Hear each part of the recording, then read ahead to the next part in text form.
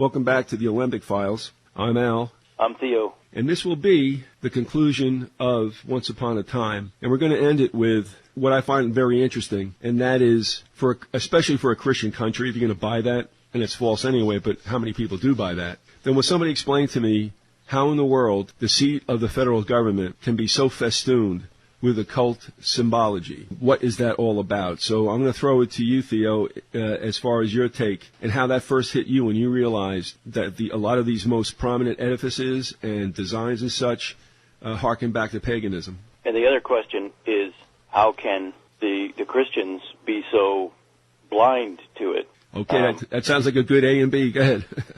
Well, they seem to always get these guys from France to come along, Freemasons from France to come in and be their artists or sculptors. I had to look this up. Pierre Charles L'Enfant, yeah, was the obviously Freemasonic designer of the layout of Washington, D.C. in Freemasonic pentagrams and whatnot. And then later on you had the Statue of Liberty, also was a French production. The goddess of, the Colombian goddess thing, goddess of liberty, that's a total Freemasonic thing with the points of light in her head. And the illuminating torch she's holding. Well, we'll break it down and get specific. Staying in D.C. for the moment, you take a look at probably the two most recognizable edifices, and one would be the Capitol building, and the other would be the Washington Monument. Now, I think everybody probably knows at this point that the symbology of those two buildings pretty much related to sexual parts. The dome being the female, and obviously the obelisk representing it's a phallic. Well, anybody that listens to us would know, but nobody else would know. Well, I'm not so sure about that anymore. I agree. It is a bit of an aha for most. But, there's another thing that I've always wondered about, too, and I never, I just passed it and said, forget about it. I mean, I worked on Pennsylvania Avenue. You look to the left, there's the Capitol. You look to the right, there's the monument. And, it crossed my mind a little bit, but I think people understand that certainly this wasn't any kind of architecture or motif, I guess you would say, that is very American. Of course, there isn't a lot of stuff that was American anyway, given the fact that, for the most part, we are Europe West. So, but you got to have, then it starts with, of course, D.C. You got to have the phallus, the Washington Monument, and then you got to have the female representative, the dome, the Capitol dome. And it's not just D.C. In our capital cities of other states and in even minor cities, there's a plethora of cities around the country, great and small, that when you look in their town square, you're going to look around and you will see some type of phallus, some type of obelisk, and somewhere near it, look for a domed building. And that's your Freemasons set up that city and probably govern it still. Yeah, now let's just take a look. Now, this may be a coincidence, and it might be. I kind of think it isn't, but that it's just really peculiar. When this nation was founded as the United States of America, 13 colonies, for the most part, were turned into 13 states. Now, in the legend of Osiris, who was murdered, his body was cut up by Typhon into 14 pieces, and they were scattered everywhere. And Osiris's wife, Isis, Semiramis, yeah, right. It's a send down from that. It's Isis too. All right, maybe that predates Semiramis, but I don't know. It goes under a lot of names. Ashtarti and Diana is another one. And that's also very rich that would happen. But now you take a look at the Mary's legend. Another one. Hello. Oh, Mary, yeah. But you take a look at the story. Now, there are 14 parts. Isis goes to gather them together so they can be buried all in one place. But you can't find one part of his anatomy, and that is the penis. So I find it interesting that we have 13 states who represent the 13 of the 14 parts that were scattered. And then we come down to the 14th territory in the United States, which was not created as a state, but as a district.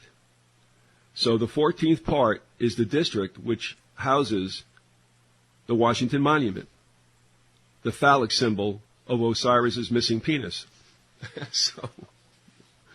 And this is where it inevitably, Masonry, it ties up with, in ancient, way back times, it ties in with sun worship, because, and the symbolism confirms this as well. They take this symbol, a circle with a point in it, and that point represents, the circle is the dome again, the female, but that point within it represents a shaft of light. In other words, like a sunbeam or sun ray penetrating the earth, and then that's where you get the fertility, where you can grow something.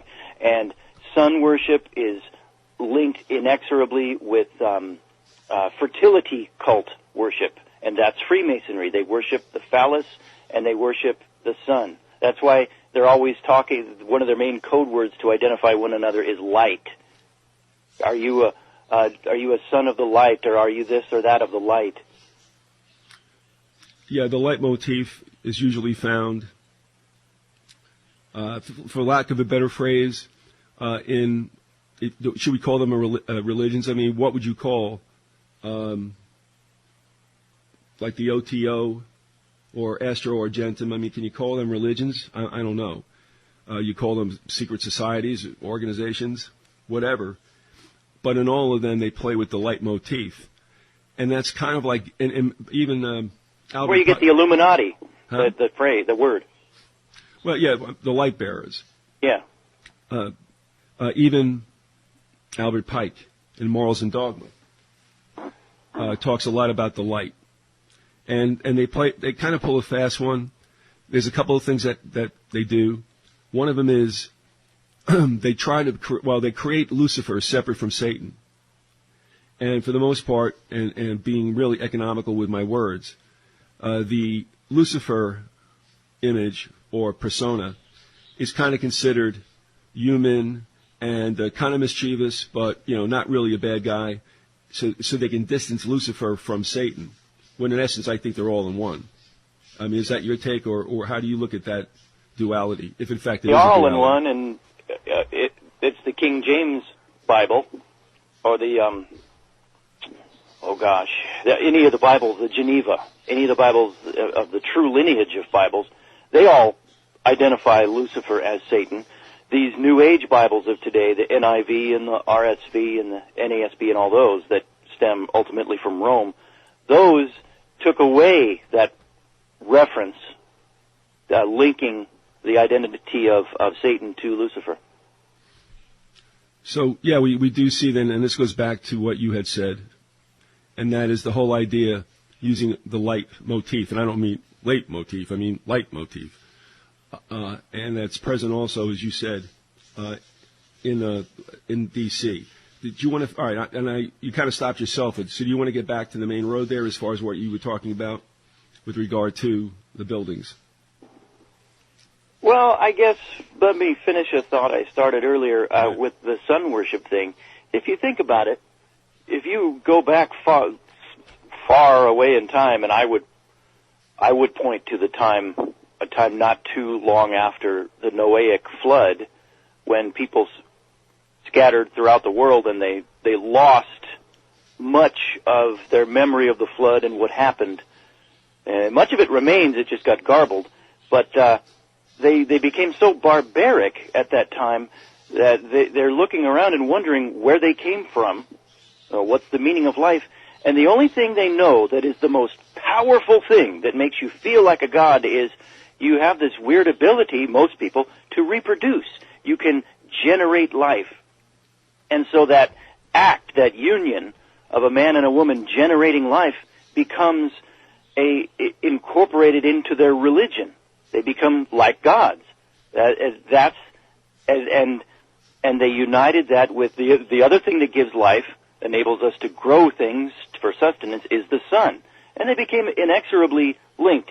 And this Sunday, unfortunately, Many Christian incorporated churches around the country are going to have this sunrise service. That it's a vestige of this ancient paganism. It's eerie, creepy. Well, I think I only went to one sunrise service, and that probably would have been around 86. And this is kind of cool, but all right. So whoever shows up at 7 o'clock at the church goes up to the Jersey Palisades, and the Jersey Palisades are lined with a number of parks, all under the Palisades Interstate Park Commission. So here we are in one in Fort Lee, just south of the George Washington Bridge. And I mean, it was kind of neat because we were facing east, of course, and the skyline was there, and that's pretty cool. I mean, the skyline, a nice morning, nobody out there to screw it up just yet. And we had a sunrise service with the sun coming up over the skyscrapers. And then later on, I wondered about that because what are we worshiping? Are we worshiping the sun, S-O-N, or are we worshiping the sun, S-U-N? And, of course, that's a pagan symbol that can be found in many of the paintings, renditions of Christ and others, where you have what they call the halo or the aura behind the head. That is strictly pagan. So the painters who did that either didn't know or did know. At any rate, that got passed along also in Christianity, and without any warnings against it. You kind of look at it, and I think in a sense of Protestantism, they look at it as like, well, that's a Catholic thing. But, fine, but you still don't understand the core of that. So, yeah, I mean, going up there, I was wondering why. And here's another thing, too. First of all, there's no reason for us to suspect that Christ was resurrected in the morning. Yeah, especially not at the moment of sunrise. What is that about? Right. And, I'm wondering, too, the whole bit about the 3 days. And I bring that up because, most funerals, the wake, the whole 9 yards, 3 days, right? Yeah. 1, 2 in the funeral parlor, 3 in the church. That's it.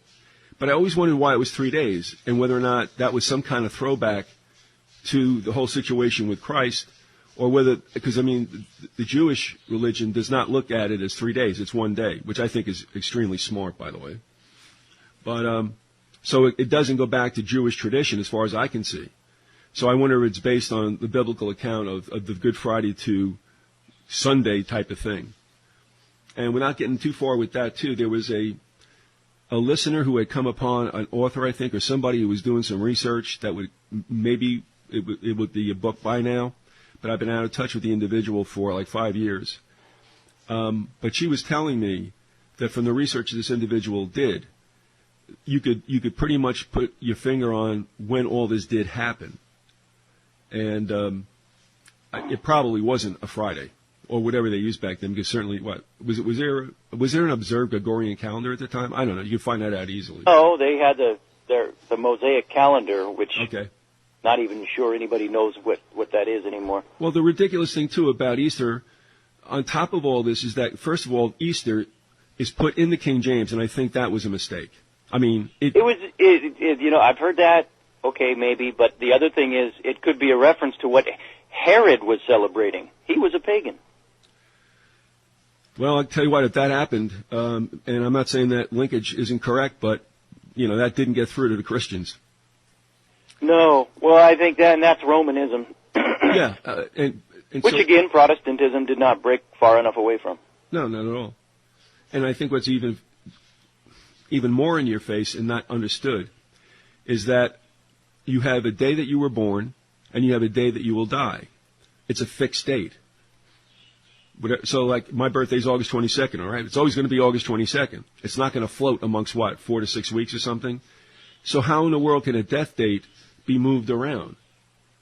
I mean, Christ died on one day, and now we see that we're going to have it now on, this coming Sunday, which is, I don't know, the 31st or something? Well, that's what links it up to the equinox pagan star worship thing, too. Well, it goes back to the first full moon, I believe, after the vernal equinox. I'll tell you what, on Sunday, my wife and I, we go around and we visit some friends. I'm not going to go to any kind of service that day, but my wife and I, we do visit our friends, and our friends are in the habit of, I'm going to do it. I'm tired of it. And I'm going to do it, politely. But our friends that day, they'll come up and shake your hands and say, Christ is risen. And I'm sorry, I'm going to answer them, yes, but it has nothing to do with Easter. Or I might even say Ishtar. Well, that's just it. I mean, in the King James, I'm assuming that the word that should have been there was Passover. I think. I know that's one argument. I know. All right. And then the other thing is, why are we having rabbits and eggs? Rabbits don't give birth to eggs from which little rabbits emerge. But rabbits procreate a lot, and that gets into the fertility cult thing. Yeah, and supposedly the legend of Nimrod, who was a hunter, he and his brother, and that they favored rabbits, I guess, is their main cuisine. Okay. And of course, the egg has to do with this whole Semiramis or Semiramis, how are you going to pronounce it, about the descent of the moon god, or queen of what would you call it, goddess of the moon, and her descent to Earth, where the egg opens up and she emerges. So you got the eggs, you got the bunny rabbits, and you got the floating death date, which again, like I said, makes no sense. And Christians have never asked, why is this thing moving around? Christmas doesn't move around. Yeah. Let me quickly cite two books which document all this marvelously. Okay. The one you've heard of, Bill Cooper talked about it a lot, The Two Babylons by Alexander Hislop. The other one is a lot newer, Too Long in the Sun by Richard Reeves, and Reeves is R-I-V-E-S. Okay. Anything else on that? No, getting back to D.C. Well, then we'll get back to the monument. And the thing I find is interesting as well, the monument is 555 feet. That's right, but if you count underground? Well, you hold that for a second, and I'll tell you mine, and then go ahead and add that. But if you multiply the feet times 12, representing 12 inches to a foot, the total inches are 6,660. 6660. Mm-hmm. All right, what do you have something on the underground? Well, I know I've read this, but I don't have a source or anything. That supposedly it's another 100 feet underground, so it is 666 feet long. I don't know if that's true. In those days, I'm doubting that. Okay. But what's ever visible as it is below, it is above maybe, but we'll go with your numbers then. Well, those are mine, but all right, fair enough. The other thing about D.C. is interesting, and this is the way that this has been sanitized. What is that thing perched on top of the Capitol Dome? Oh, that's whose name got changed. Yes, exactly. Yep. It's a goddess. Yeah. Yeah, it's another. Today they call it this Orwellian innocuous euphemism. Was it? Oh, the statue of something. What the heck do they call it nowadays? The Liberty. All right, let's give the background on it. Fair enough. If you go to encyclopedias, if you go to Wikipedia, which is just as full of garbage as encyclopedias, and Wikipedia. It's a small little statue too, comparatively to the building. Oh yeah. Well, of course. I mean, did you ever see something that adorned the roof of anything, whether it's a weather vane or a rooster or what? I mean, it's got, you can't take away from the whole construction. But there are going to be people out there who don't even know there's any kind of statue on top of the Capitol Dome, probably. Correct. From the biography of Garfield, which you gave me, it's a biography by Alan Peskin. It was published. First time out, let's see, 1968. All right, in this book, this begins chapter 12, and that chapter is titled Pushing Lincoln. The roar of 100 cannon saluted the goddess of liberty as she was hoisted to the top of the Capitol Dome. Now crowned and completed just in time to greet Garfield as he began his congressional career. Maybe he should have been in a correctional institution. All right, so it was the goddess of liberty. Now, of course, everybody changes that. it is now the Statue of Freedom. All right. And I mean, you look at the statue though, and I'm trying to figure out exactly. That's kind of weird. It kind of looks Greek. It kind of looks a Native American. I don't know. But again, so what is with the use of the female image throughout our country? In other words, right, we have the goddess of liberty there, and you look at the coins from that day, the gold and the silver. Most of them were adorned with what is called Lady Liberty, but we're still dealing with this motif of femininity. And we, of course, and we say, as it relates to paganism. It's goddess worship, and it shows up time and time again throughout Scripture and throughout history. Well, if you're going to buy into this construct, which we do, but not everybody does, if you have God as a male being or something akin to male, then Satan, the counterfeiter, has to come up with something else. And what he came up with was, I think it kind of like largely is the overarching name, and that is Queen of Heaven. And then that branches out into all manifestations of the female. You just mentioned some like Diana and Mary. So it's all over the money as well. So there's another representation of that. And now we can take a look at why in the world is D.C. District of Columbia? What's the deal with Columbia? Who is Columbia? Yeah, exactly. Now, one of the explanations is that it's the female version of Columbus. Personally, I'm not buying that. But still in all, why do we need a female representation of anything? Whether it's a female counterpart of Columbus, why don't you just call it the District of Columbus then? You know, why feminize it? I don't have anything against that. I mean, or women or anything like that. But here we still see that thread of the Queen of Heaven in other manifestations. So. Okay, so we got Columbia in D.C., and you know this. We've both spoken with this guy, Stephen Michael Schroeder, who exposed Indianapolis as, after D.C., one of the most blatantly Masonic, pagan cities in the country in its architecture.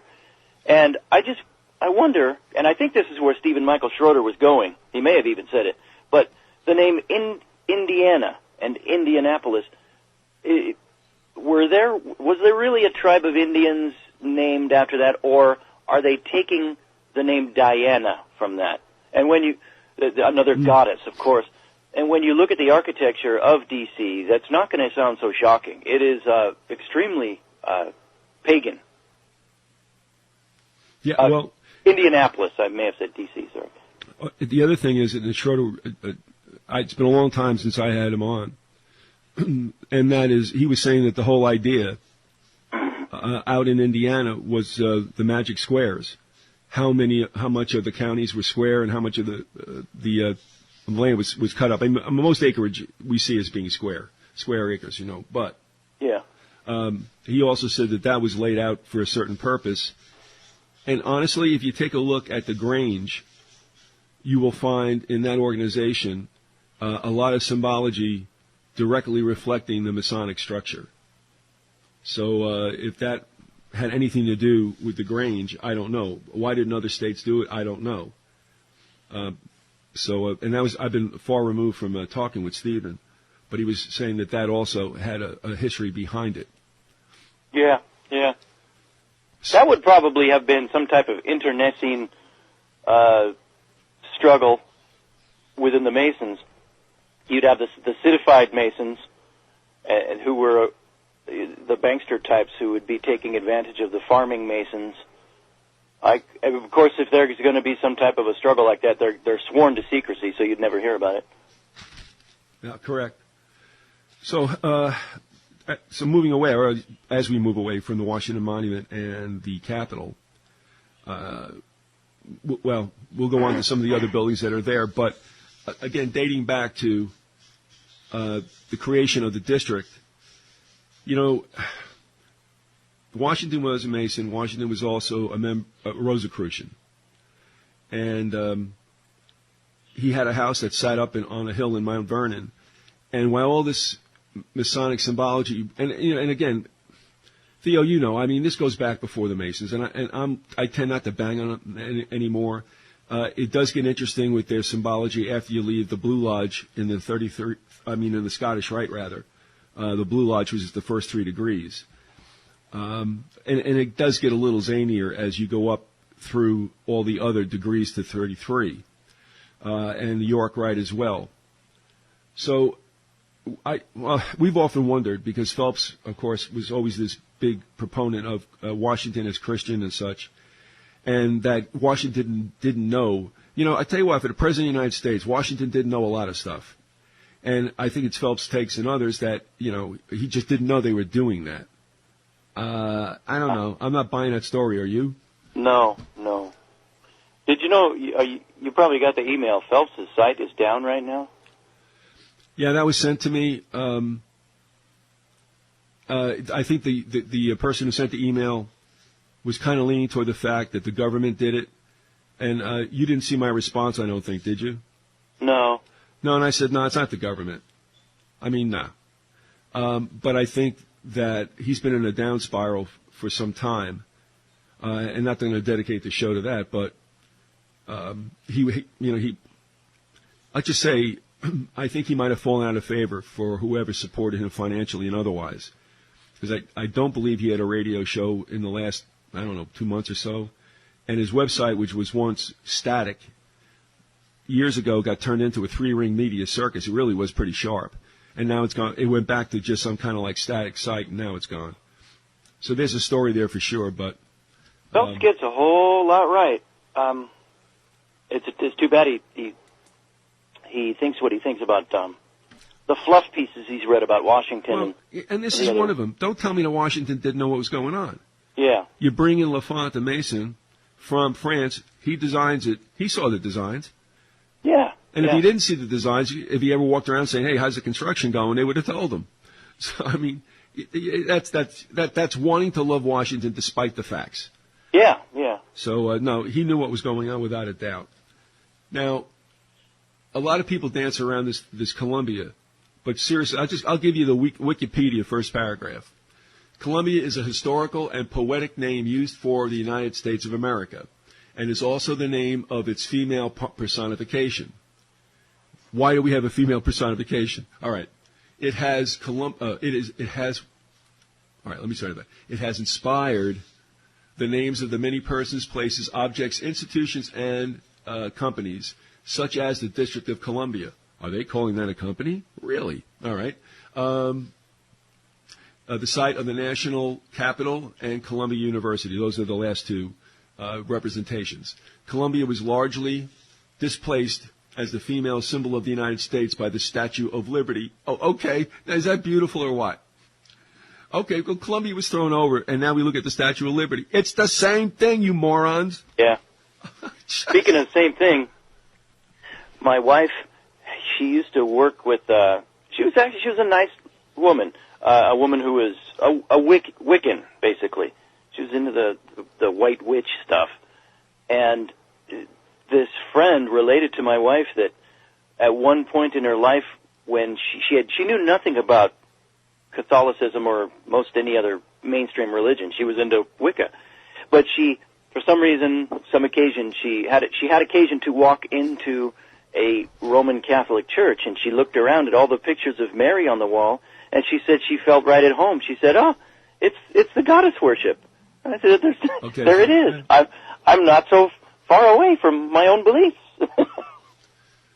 Yeah, that says it all. No two ways about it. And again, Mary, I think, is an abused figure in Christianity. In other words, I think used for certain things that should be attributed to Christ rather than Mary. And I think you know where I'm going with that. I mean, you don't pray to Mary, you don't pray to the saints. And it wasn't until around 1850 that she was made officially a god, and and was immaculate and was raised up to heaven. That's when that all. People don't know the history. Romanists don't either, especially. Well, what did they think was going on before that? Well, there's another thing too, and that is the street layout, which many have made much about. And I don't know if I go for the whole thing, but it is interesting that Constitution Avenue and Independence Avenue converge at the circular grounds upon which the Capitol stands. So in essence, you have a compass, because you have these streets coming in. I don't know, what do you want to call it? At what kind of angle? I don't know, maybe 20 degrees or whatever. And they meet. So if you look at it from the top, you're looking at the original compass without, that bridge in between to measure stuff. Yeah. Now, that it may go into a pentagon, I'm not sure, but at least I get the compass thing, which would, I think, be Masonic. Let's see. Okay, let's, real quick. Go ahead.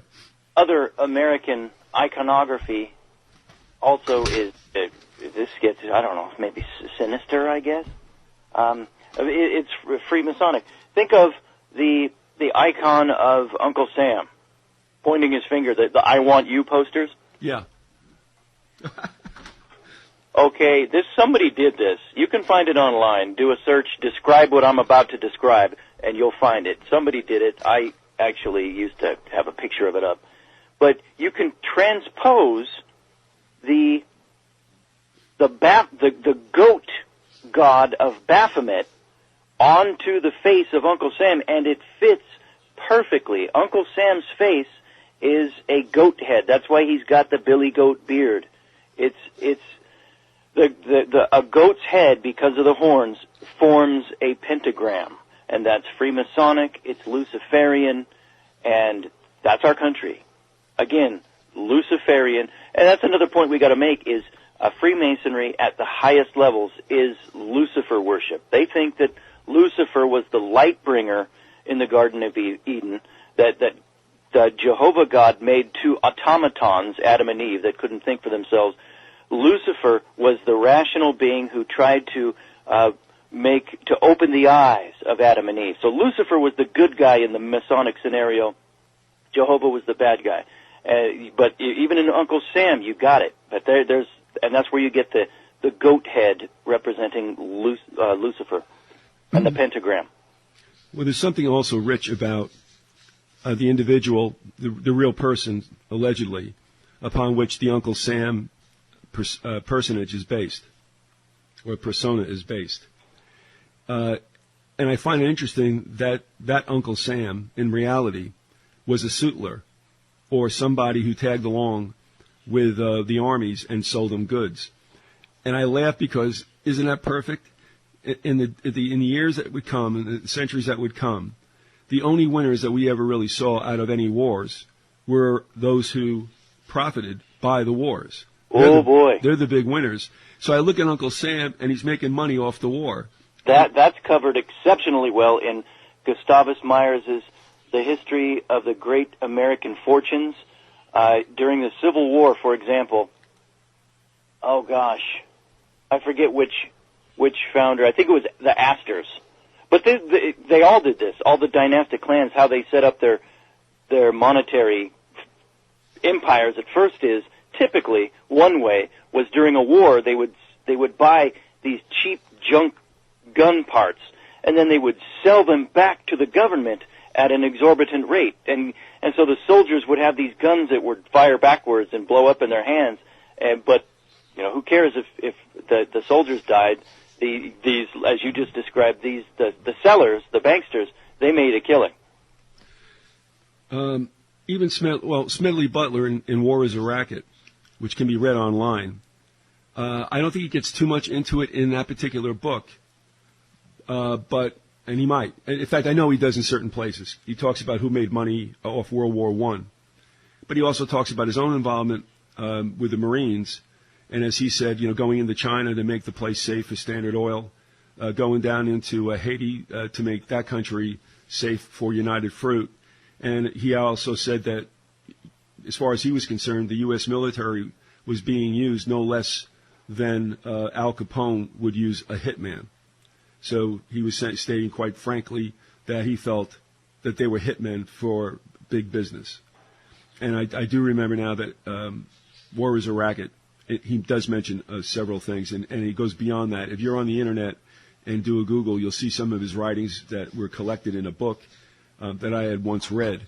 And he goes into a little bit more in depth about what he felt was the misuse of the United States military. Has he written something other than War is a Racket? That was a fantastic little book. As you're asking me right now, all I can tell you is that there was a compilation of his letters that I did read. Wow, okay. Anything else that he might have penned, I don't know. But I would say that War is a Racket, of course, is a seminal work by him, and that even the letters were kind of interesting.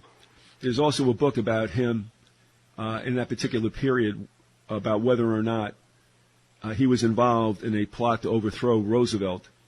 It's a book whose author, I believe his name is Hans Schmidt. I'll get the information.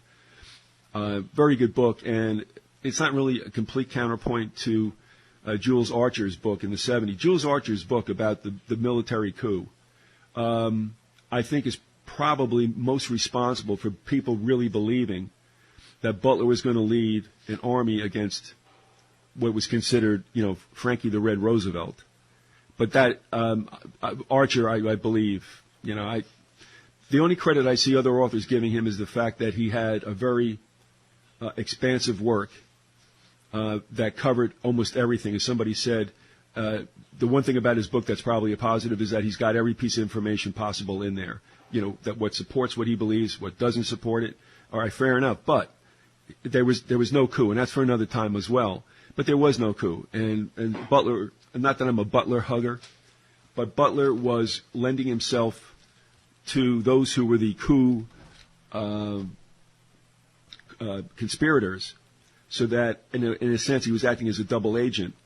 And then he came before Congress and just laid out all his findings. People realized then that he was not going to lead that army. By the way, not one soldier was ever, no one soldier volunteered for the army. They had a camp up in, I believe it was, it's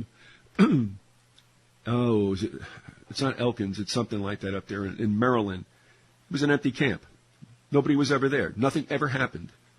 And what's interesting, of course, too, is that even those who may have known they were conspirators or unwittingly involved, that's treason. And nobody hung. Nobody was indicted, let alone convicted. Nobody was indicted for that. So if you've got a coup happening and there's no account of sedition or treason against those people, what's going on? So then one might ask, well, then why was there a coup leaked out at all? And my take is that because Roosevelt, you knew what was going to come down the pike after 1933. And as a result, I think that they try to engender among the American people some kind of sympathy for their president, because at that time, many Americans understood what was going on, and they were definitely not behind it. So this might have been a galvanizing story, a good one, but fiction nevertheless. So I'll just leave it there. If anybody gets a chance to read that Hans Schmidt's book, I think it's pretty good. And it's also on Google, where they give you a really pretty generous amount of pages. So that's that. Getting back to D.C. and the street layout, the one thing we have not spoken to, and again, this is taken as just the way it is, but let's look at this, especially if you're dealing with the United States as a Christian country. I think you would agree that the architectural motif in D.C. for many of the most prominent buildings, like the Supreme Court, were built in what we would call classical, and that means it's okay. But it dates back to Rome and Greek pagan architecture, the pantheons, with the fluted columns and the whole 9 yards. So here we have a country that's supposed to be Christian, and in many, quote, temples of the government, they're in Roman and Greek style. Now, do you think that's hooey, or what's your take on that? No, that's there for a reason. We are a descendant of Rome and Greece. We archaeologists of today, we dig up crumbly old buildings and bones and all that in ancient Egypt and Greece and Rome, and then we occasionally find reliefs in walls depicting that what the ancients worshipped. Now, I've sometimes thought about this. What if on those ancient walls it was just depicting what the elites worshipped, but maybe the masses worshipped something completely different? And this is what makes me think this. Let's say the world keeps going for another few thousand years. So 3,000 years from now, archaeologists dig up Washington, D.C., and any of our other capital cities, and if they come across our buildings, and if they come across even the carvings in stone in Indianapolis of pagan gods, what are they going to come to the conclusion of? They're going to think that we were this, that everybody were pagans, just like the ancient Egyptians. You think about it, the Christians today, even though they're the masses, they're carrying these Bibles around. Those are going to disintegrate. The only things that are going to endure are these pagan structures. So thousands of years from now, do you think archaeologists of the future are going to conclude that the United States was a Christian nation? I doubt it. Well, with the way things go and where we are headed, it's not going to be seen as that whatsoever. All that's going to be forgotten about, I believe. So, or what's going to happen in time, take the scenario you just came up with most people would say this is the way it's been all around the world, and it certainly doesn't bespeak of Christianity, but paganism. So in a way, in time to come, when that thought about the United States being or enjoying a favored status with the Lord, that's not going to be around. What's going to be around is all these symbols that harken back to what it was really all about. And in that sense, those archaeologists would be correct, because they found pagan, and it was pagan, but they sold Christianity to the Americans. Agree? Yeah. The Christians have been duped so badly that they've incorporated one of the main Freemasonic symbols into their own iconography. The Christians have the cross, they have the fish thing, which is dubious, and we could talk about that. But then they've also embraced today the so-called Star of David. The Star of Solomon is a little bit better name. The six-pointed star, the hexagram. Yeah. That's a sign, hex, put a hex on somebody, it's a sign of witchcraft. But it's also that, again, the two intersecting triangles, that's an ancient pagan fertility symbol. The union of those two triangles, one represents the male, one represents the female, and there are specific reasons why. And then that's why the Rothschilds picked that symbol for the flag of the modern nation of Israel. And yet Christians think that that's a great thing, that they go around sporting bumper stickers with a cross on one side and or a fish, and then that six-pointed star on the other. Right. And no, that's a Luciferian thing you're sporting around there, Christian. It's a real shame. Oh, I've seen some real revisionist history on that. I watched a movie a few years ago with Richard Gere.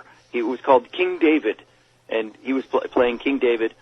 And after a battle where King David was successful, the ancient Israelites were shown carrying these banners around with that hexagram on it. And I'm thinking, no, they didn't. They had the menorah then. Interestingly, I, from time to time, came across something on TV I was watching, and it happened to be a rabbi talking about all things Jewish. And on two occasions, two different rabbis kind of like were conjecturing as to why the flag of the nation-state of Israel bears the six-pointed star. And their take was, if there ever was a symbol for the Jewish people, it was the menorah. Yeah. And the menorah should have been on the flag. Now, they didn't say anything nefarious in their Star of David, but they just thought it was interesting. And the other thing also I thought was key is when Barry Chamish was talking about naming Israel Israel at all. And he said, biblically, if you want to look at what it should be named, it should have been Judah. Yeah. So why is that? I don't know, but there you go.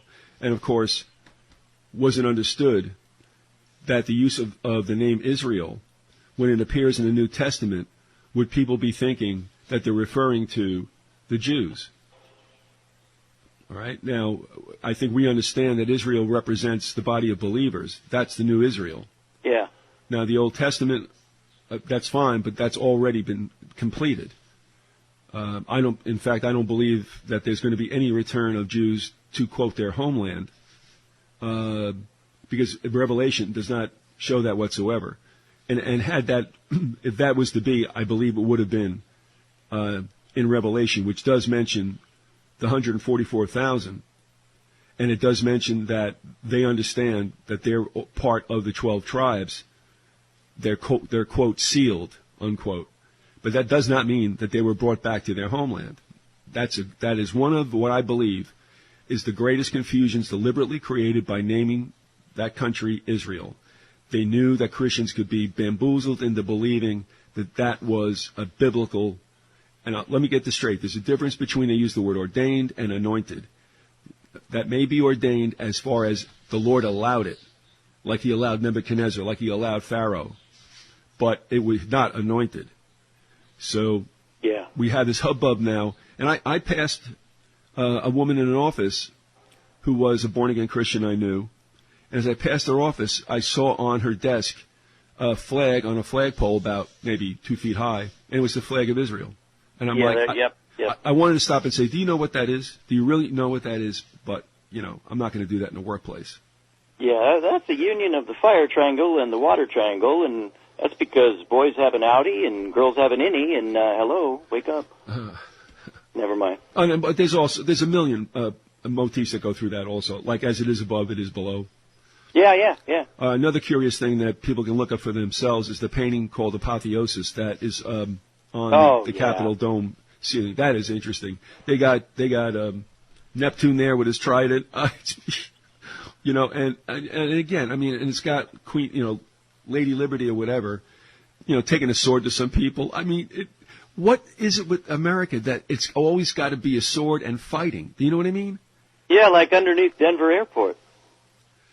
Yeah, and there's a story told there about how the children of the world end war. Yeah, with that ugly-looking, modernized Nazi gas mask wearing soldier. Yeah. End war by committing genocide? Is that what they have in mind? Yeah, right. Let's kill the killers. That's it. That'll do it. It's like there should be a Monty Python movie about that. What do you do? We're killing them, but well, they were killers, but so were you. Well, this goes to 11.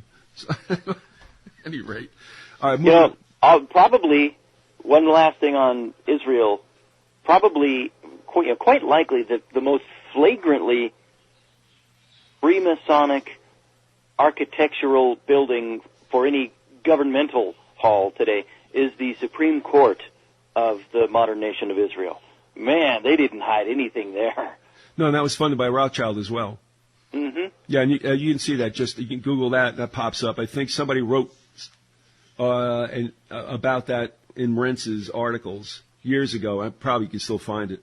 That's probably the same one I saw. Yeah, and it's got the pyramid there. So, moving right along, the other thing also about these buildings that are built in that Roman and Greek style, you will also see in what is called the friezes, you'll find a zodiac as well. Not all of them, but some of them do bear zodiac signs. You go to YouTube, you can also find, I think that was a documentary. It might have even made its way around the cable channels. But there's an individual who goes through and points to all the paganism that's there, and the zodiac characters are there as well. I got a couple of more notes left, and we got to get out of here. But the one thing also is our money. Why does our money bear so much pagan symbolism, or frankly, just occult? Somebody once said in some kind of blog, when somebody said, was whacking on occult symbology. The person said, well, there's nothing wrong with occult. And they're like, what? And the guy says, well, Oni means hidden. So the person to whom he was directing his comments goes like, oh, okay. And I'm like, wait a second. What, hidden is good? What is? Yeah. I mean, we understand there's times when hidden is good, but this is not one of them. So the fact that it means hidden means they don't want anybody else knowing about it. And that really doesn't, strike me in my heart as something positive. But you look at the dollar bill, everybody's pretty familiar with both sides. You got that little owl that's hanging out in that upper right numeral 1, kind of like a shield up there, or enclave, if you will. You got the 6-pointed star there. Right. The capstone missing on the pyramid. On the backside, the capstone is missing. Well, it's suspended in air, and in there is the all-seeing eye. Yeah. So, I mean, it goes, and there's the fasci that pops up, and, of course, the number 13 in the amount of things like arrows, I believe, in the eagle's one talon. That's there as well. Now, if you don't have anything else, or if you do have something to chime in about, do so now, if you would, Theo. No, I'm good. All right, there's just two things, and that'll bring us pretty much to the end of this audio. The flag, and this goes back to the 6-pointed star, but it's a 5-pointed star.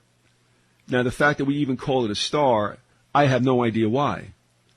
Being that when we look up in the sky, when I look at stars, I don't see 5-pointed stars or a 5-pointed image. I don't see any pentagrams up there. So how do they get the star business being 5-pointed? And so as the 6-pointed star has meaning, so does the 5-point. I mean, it is a pentagram. That's all there is to it. And we embrace it as a star, and it isn't. Now, do you remember that lunkhead story? The story I told about the lunkhead who wrote me at the newspaper?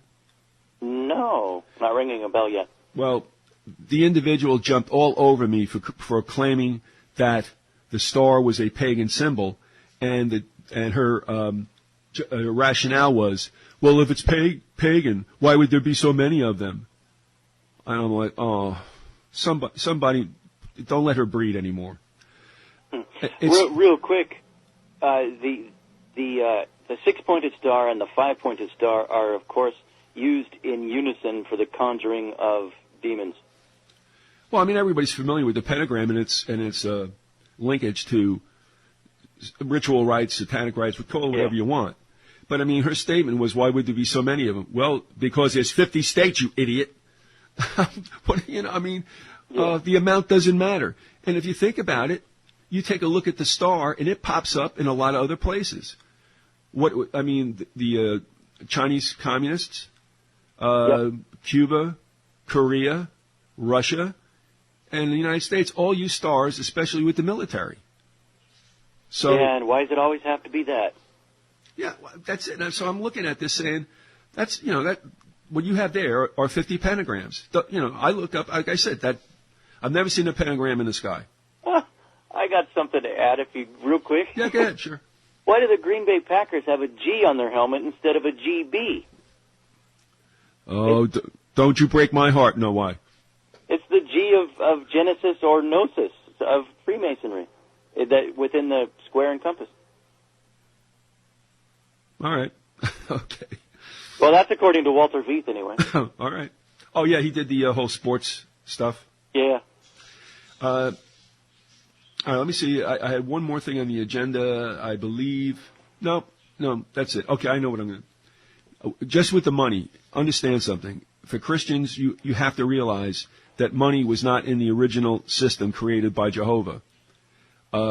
When it was decided that the tribes were not going to observe divine law as Jehovah gave them, and they wanted kings to rule them, from that point on, I think you could probably say that evil took over.